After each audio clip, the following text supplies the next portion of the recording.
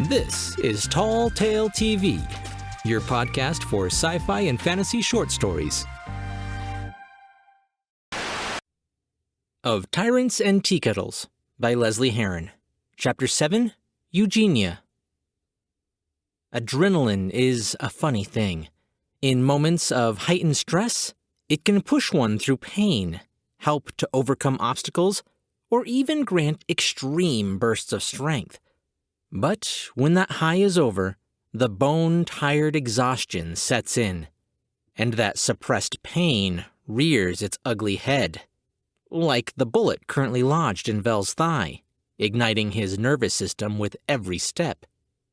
His AI was beside itself with glee once again, as it constantly reminded him of the location of the wound and how long he had before it turned septic.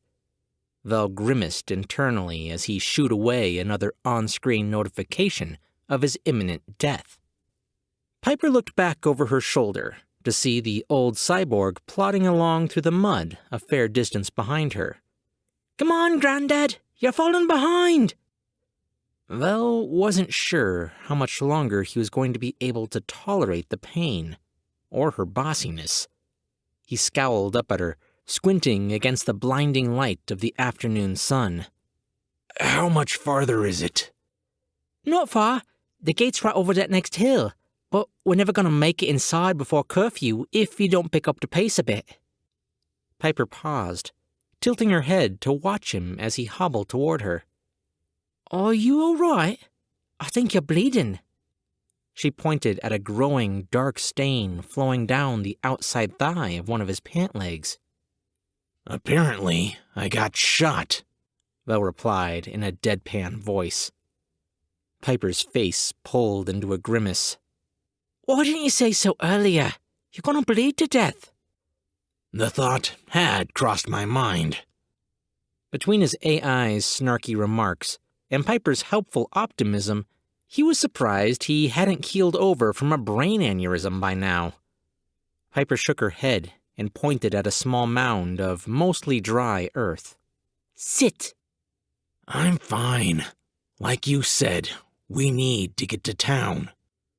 Vel made to move past her, but she grabbed him by the middle and pushed him over to the mound. Either it was his weakened state, or Piper was hiding an incredible strength. He relented only when he found he could not fight her off. Piper reached down and ripped open a sizable gash in his trousers above the wound, before proceeding to poke him in his leg a few times. "Ow! What are you doing?"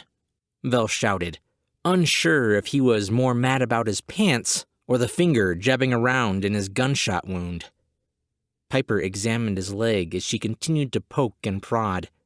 She watched a line of thick, dark red blood ooze slowly from the wound. "Stop your wailing and hold still." She pulled up on her shirt, freeing a portion of fabric that was relatively clean compared to the rest of her mud-spattered clothing, and tore a decent length free. Vel put up a hand to stop her. "Listen, I'm fine." Piper slapped away his arm, offering him a stern look as she did.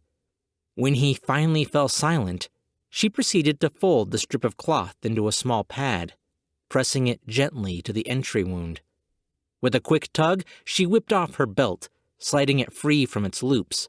She cinched it tight around his thigh, holding the bandage in place and stemming the flow of blood. "It's not a great fix, but it should get you into the city at least.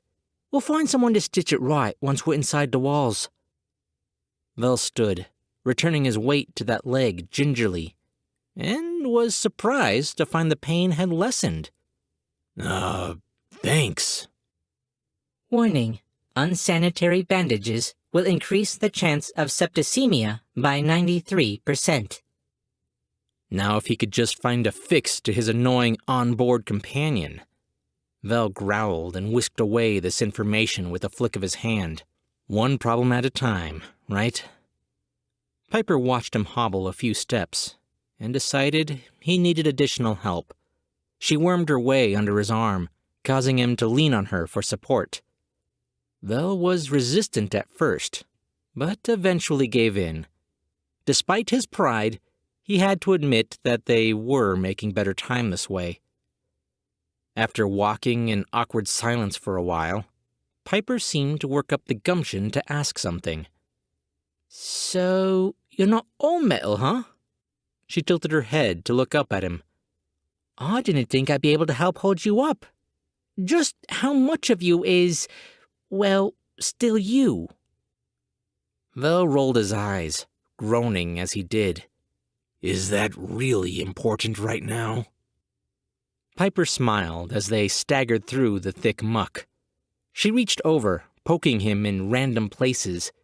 She delighted in the way some places her fingers would push into soft flesh, and in others, hard metal plates. "I'm just looking for a percentage. You don't have to go into detail.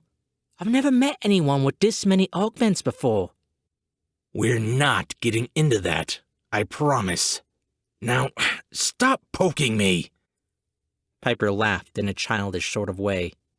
All right. But I imagine you're a big hit with the ladies." She giggled again, tilting her head to look back up at him with a wiggle of her brows. Vel lifted a finger, ready to inform his traveling companion that it was none of her damn business, when they finally crested that last rise. What he had been expecting, by the way he had heard everyone describe it, was Avice Isle to be a vast, gleaming city, filled with grand structures and brimming with technology and people. What he saw, or what he could make out through the dense haze of brown smog, was indeed a vast city, with a grand wall. A massive, half-rusted metal structure encased the entire city, which did little to stop the pollution from pouring up and over the gates like billowing waterfalls of acrid mist. What buildings he could make out seemed more dilapidated and run down and less grand. "Nice, isn't it?" Piper asked, with more than a touch of sarcasm in her words. "What happened here? I thought you said this city was beautiful." "Oh, no. This is Avice City, cesspit of humanity. You're thinking of Avice Isle." She pointed at something higher on the horizon. Vel's eyes followed the sweep of her hand. Above the dark smog, he could just make out a fuzzy latticework of beams, walkways, and structures suspended above the ground on massive pillars that shot out like iron spires. Piper spat on the ground. "Avice used to be the most advanced city in the world, but it all happened so fast that the people in charge didn't have time to care about regulations or the like. And, of course, the rich never want to sully their hands with filth. So they just built themselves a city above ours to live in the clean air." She grimaced. "Avice Isle, floating city of wealth and privilege." Mel scratched at a spot behind his ear, somewhat nervously. He didn't know how to respond to this. Having lived as long as he had, economic strife was something he had seen time and time again. But to take it this far seemed blatantly insulting. "Now, just let me do the talking. Since you're a foreigner, you might stand out too much, and we don't need them asking for your papers or anything." Piper straightened herself out, tucked away the wayward strands of hair, and tidied her shirt before helping him towards a gatehouse at the edge of the wall. They stepped out onto a worn cobblestone path that led up to the impressive wall. The gate, and much of the immediate barrier, was cloaked in barbed wire and spines. Exactly who were they keeping out? Or in? There was a massive girder barring shut the doors, preventing them from being opened on either direction. 2 guards were posted outside, both dead ringers for the stone giant Vel had fought on the ship, and both armed with firearms that looked more like ship cannons than rifles. The guard on the left put out a massive gloved hand and knocked on a small door in the side of the gatehouse. A scrawny man stepped out, brushing crumbs from his coat and swallowing whatever he had been eating moments before. He had an almost gaunt-looking face, with a long, pointed nose and a mustache so thin Vel could have sworn it was drawn on. And something about the man reminded him of a ferret, perhaps the way his eyes kept darting around nervously. The guard looked around, annoyed by the interruption of his meal, until his gaze fell on Vel and Piper. He took a cautionary step back towards his brutes. "Halt! Entry to the capital is forbidden at this time. Please, turn around and head back to your city of origin." Piper leaned in, batting her long eyelashes at the guard. "But, sir, I have here a brave soldier, wounded in battle." The thin man narrowed his beetle-black eyes, pulling out a ridiculously thick pair of spectacles. "You don't look like a soldier." Piper let out a fake laugh. "No, silly, not me." She took a half-step back to push Vel farther in front of her. Vel stepped forward with her assistance, clearing his throat and putting on his best attempt at being soldierly. "At ease, men." He gave a stiff salute. One of the two brutes saluted back. The tiny guard shifted his attention to Vel, scrutinizing him through those thick lenses. "There are currently no soldiers on patrol. This city is on lockdown by the order of the High Inquisitor himself. So, whoever you are, get bent."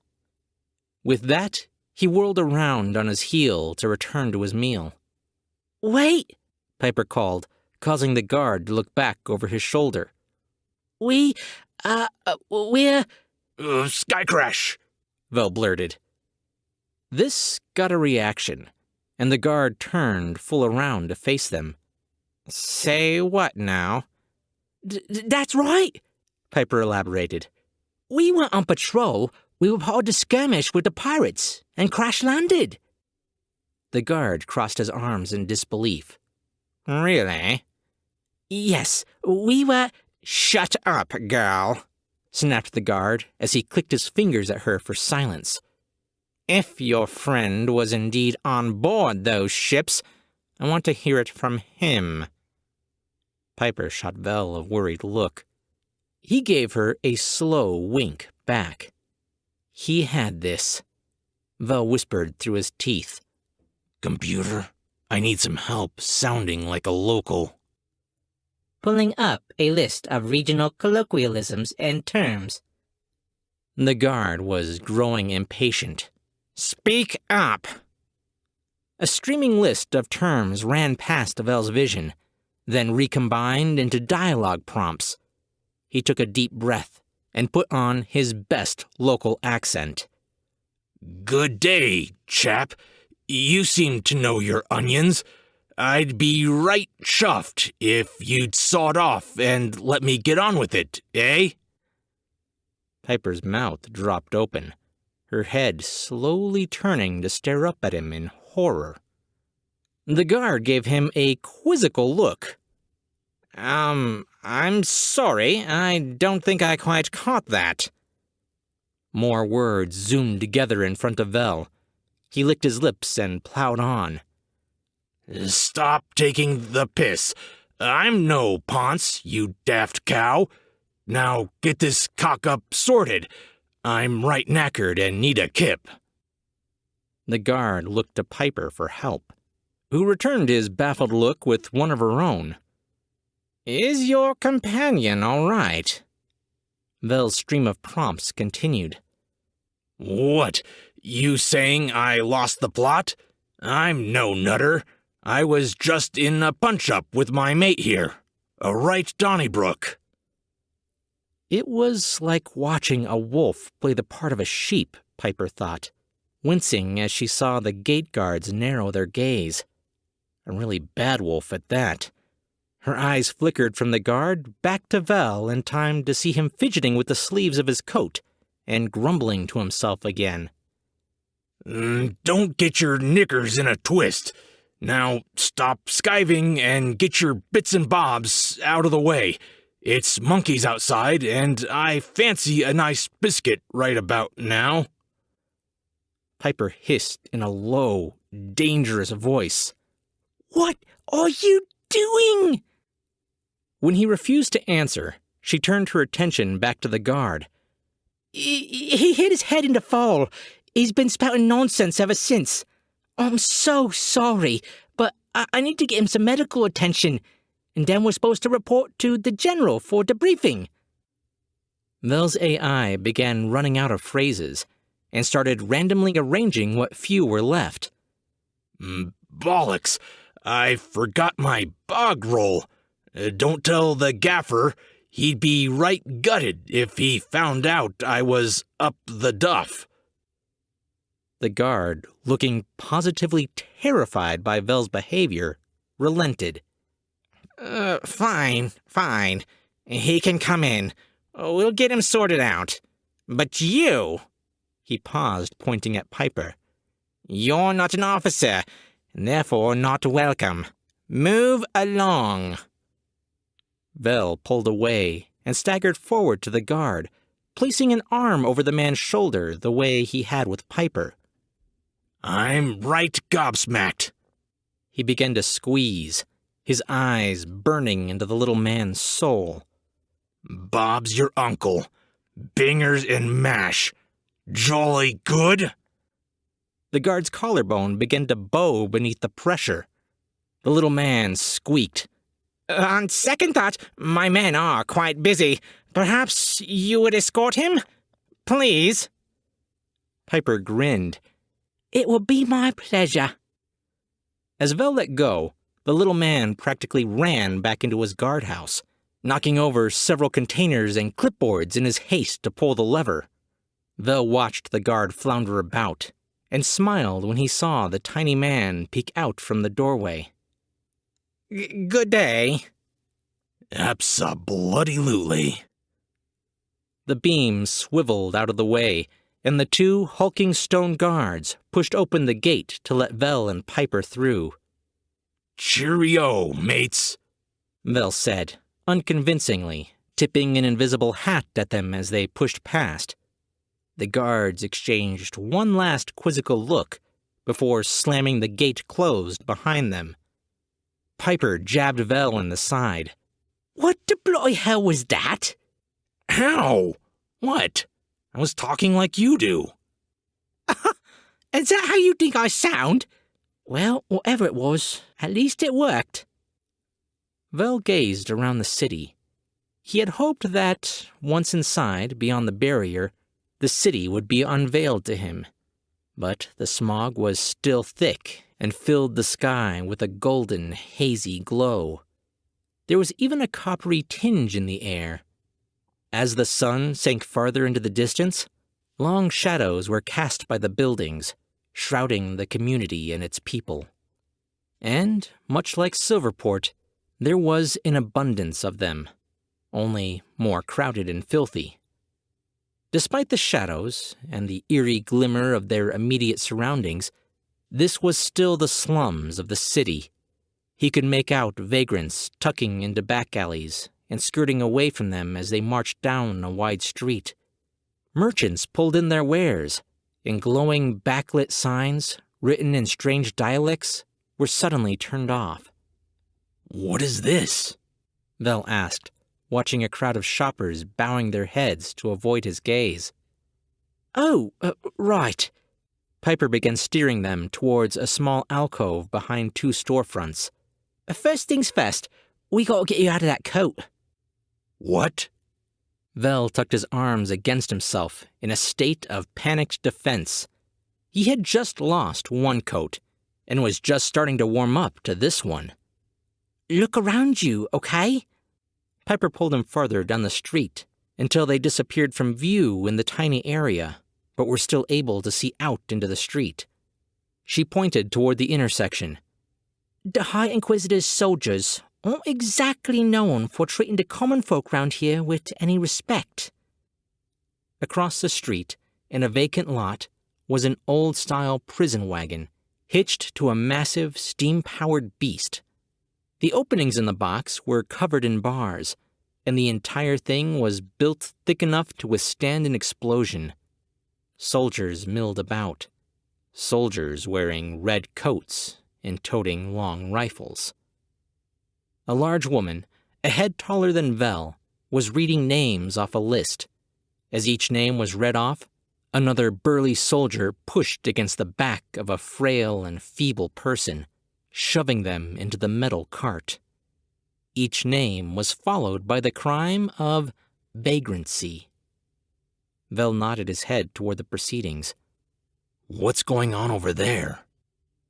Piper looked where he indicated and seemed to pull back farther into the shadows. Those are the street sweepers. They round up the undesirables for the Inquisitor. Anyone who isn't able to pay their taxes, or those who live on the streets. They snatch 'em up and cut 'em out of the city. They call it gentrification. Where do they take them? Piper frowned. The men go to the mines, most often. Women, children, and the elderly get carted out into the wastes and left to fend for themselves. Most of them die trying to find their way out. She grew quiet for a moment, and then whispered, I almost did. The two of them stood, listening to the street sweepers sentence an elderly woman before roughly shoving her into the wagon. Piper shook her head to clear it. Can't we stop talking about this? It's depressing. Let's get you a new set of clothes and be on our way.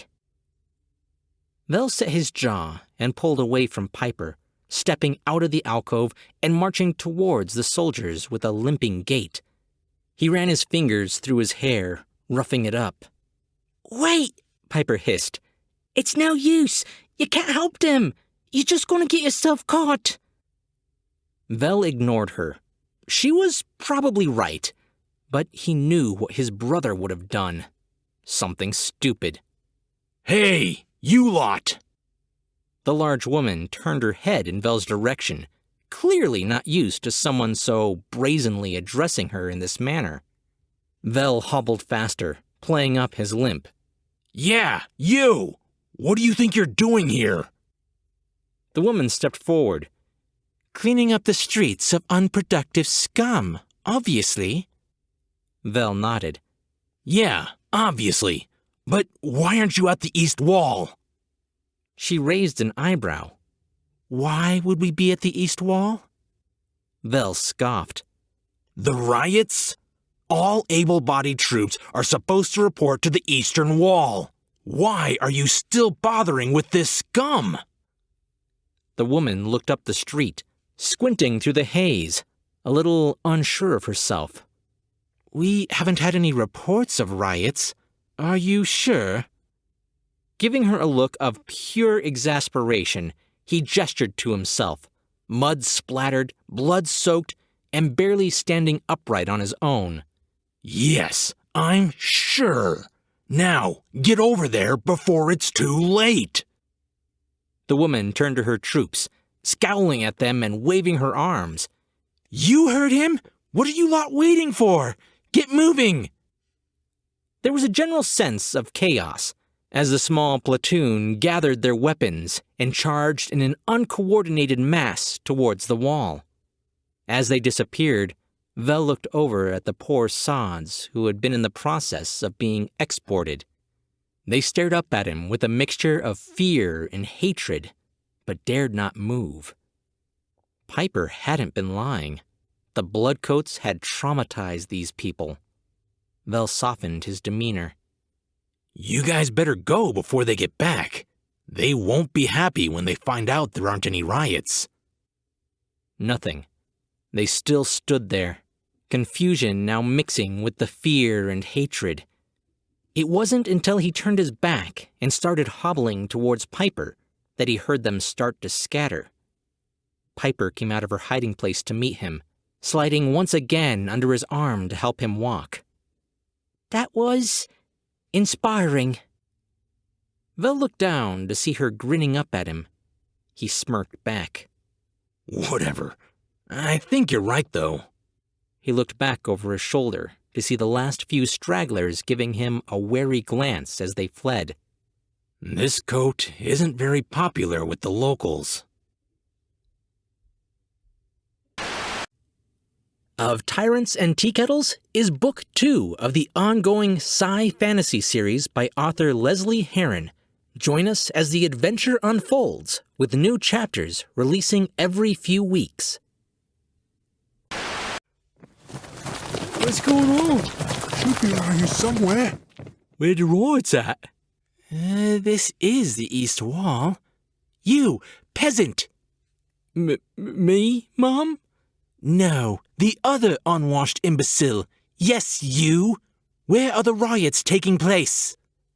Apologies, Mom. I ain't heard about no riots. Useless dreg! I would shackle you now if we weren't headed into battle. Fine. This way, men!